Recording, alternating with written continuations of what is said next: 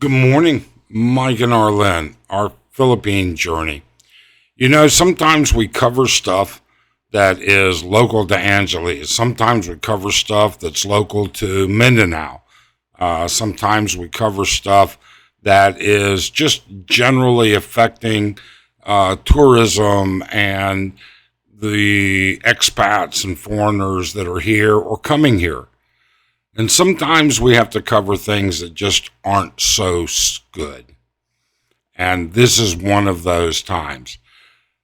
An oil tanker sank off the coast in Manila Bay, or geographically it's Manila Bay, all right, but we'll show you. Let's talk about it, in fact. Why'd you have to go? I guess this world's too slow for you. I think there's beauty in the gray, the cold, but you just want the gold. And there's no way I can beat it, cause I got no chance when it comes to her. She got the glitter and the fame, and I just wasn't enough. Okay. Why this? Why this subject? Because we think it impacts people. We think that, I think that light's a little bright too. Let me dial that down just a little bit. Boom. I think that's a little bit more realistic color for sure. There we go. That's a little better. Okay. So, why? Why does it impact you? Well, for several different reasons. First off, oil. Let's talk about what actually sank first. First, it was a fuel oil tanker, all right, and is carrying 1.4 million liters of industrial fuel oil. This sank during the typhoon, or the tail end of the typhoon. And what happens here? Well, let's take a look at exactly what we're talking about here. Okay? So let me bring this up. Here we go. So you will see there is a lime, okay? Right about here. And it sank right in this area. Let me get rid of that. I don't want that. Okay.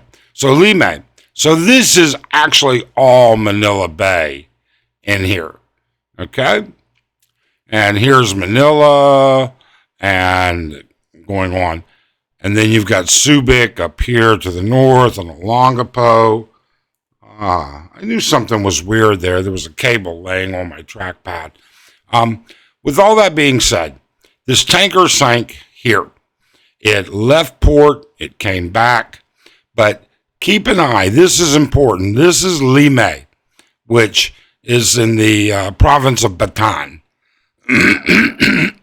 Excuse me.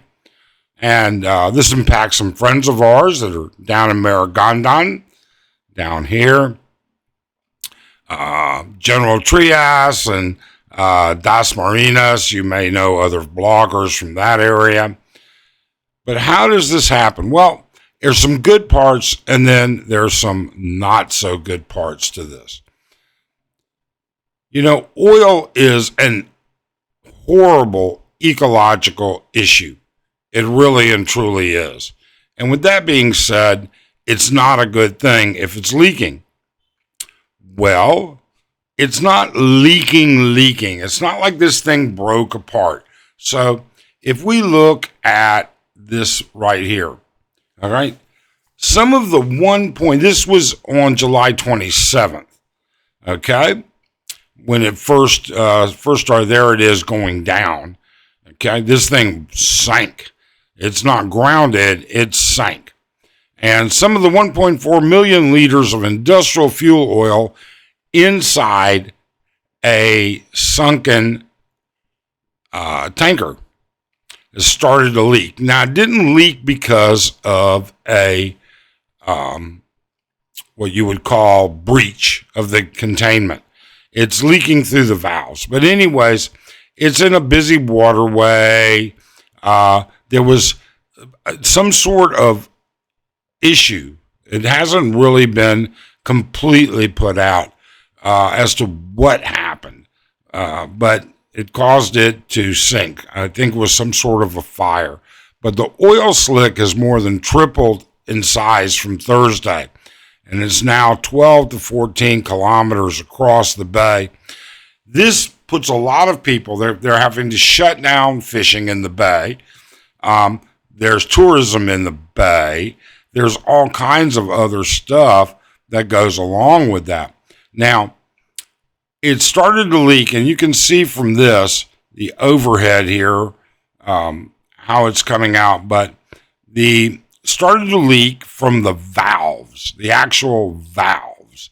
And so what they're having to do is prepare to pump out as much as they can see. Now, there's this issue right here where initially they said that there's a minimal leak seen from the valves, but it's not yet alarming, said Rear Admiral Armand Balillo. However, Marcos said, what do you mean it's not alarming? Apparently, he took a helicopter flight over it, and he said, you know what? I can see it. It's pretty alarming. All right, now they've changed it from minimal to manageable since the tanker has remained intact. So they're hoping to actually start pumping. So what they have to do is they have the salvage ship, then they have, which is kind of like a mothership, a pumping station they're going to have to bring in, and they're going to start pumping it out. But on Friday, Balillo said the oil spill is moving northeast, but changes to southwest on Saturday, which would affect the towns of Cavite, Nagamon, Batangas, and then Bataan as well. All right. He's confirmed that the oil sheen has reached the coast of Bulacan, but would dissipate under the heat of the sun. We'll see what really happens here. They've called for a suspension of fishing in Manila Bay, which is going to affect the fishers in Metro Manila and Cavite, Bulacan, and Bataan, to prevent people from eating contaminated fish. So we'll probably see some price increases and maybe some shortages. They've put out floating barriers and oil dispersions, and they're trying to get together. It's kind of funny. You can buy these $1,000 booms, or you can actually make these oil booms, these spill booms, from indigenous materials, which actually would be coconut coir, which is the husk, the shredded up coconut. So it really manages to make you think what's going on, because one of the things that you don't want to end up with, you don't want this right here to turn into this. That's what you want to avoid. There are some pristine and beautiful beaches out there, and you want to keep that off of those as much as possible. Now, they've got the supposed to start siphoning today, and we'll bring this up. This is what it currently looks like, and they're supposed to start siphoning today. So the idea here is they need to get about 300,000 liters off that ship in order to refloat it. And then they're going to have to beach it pretty much and then remove what's left. So there are 24 valves on this ship. this tanker, and they've had to seal 14 of them. So they've got 10 more left to go. And so, this is just a horrible, horrible thing. Now you're going to ask, what has that got to do with anything? Well, one of the things that we need to pay attention to here is while this is Limay right here, okay, they've already got oil slicks in Cavite. They've already got oil on the beaches. And obviously what we want to hope doesn't happen is we don't want any of these beaches, because there are some beautiful beaches to get affected by this. In fact, you don't want any of it anywhere, for God's sakes. That's the biggest issue, particularly for us. Maybe not for you, but up here, all right, all through this area, this is beautiful beaches, absolute beautiful beaches. And even through here, there are some beautiful beaches. We don't want those impacted either. So will the Philippines be able to pull this off? Will they be able to actually come forward and get this off? Will they breach the hull when they beach it? Will it turn into a disaster? Is it leaking more than what they're telling us? We don't know. We really and truly don't. But what we want to avoid in all instances, we want to avoid this oil from the bay, because the lack of jobs, the tourism, the fisheries, the number of people that this bay feeds is in the millions. So much of the fresh fishery that comes into Manila, Quezon, Makati,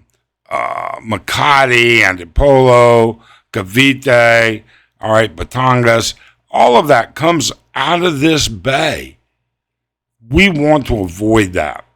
So I don't know. What do you think? Do you think that they're actually going to be able to pull this off? Are they going to, or do you think it's going to turn, more likely into something like that? Let's hope it doesn't. Your comments, that's what's important. What do you think? We want to know. We want to know, do you think they'll be able to pull it off? Will they be able to get it done in the best way possible? You let us know. Tell us in the comments below. We hope you found this interesting.